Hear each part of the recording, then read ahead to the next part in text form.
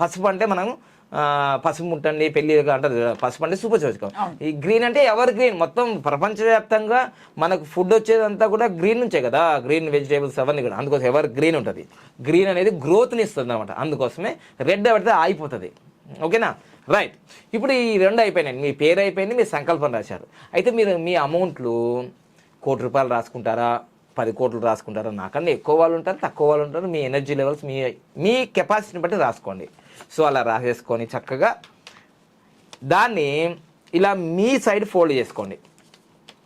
అంటే రావాల్సింది మీకే కదా, మీ వైపు ఫోల్డ్ చేసుకోండి. ఒక్కసారి అయిందా, 2 సార్లు అయిందా, 3 సార్లు అయిపోయింది.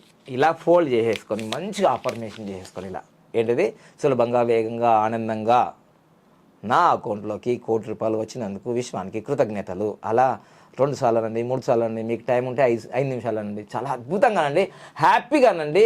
అసలు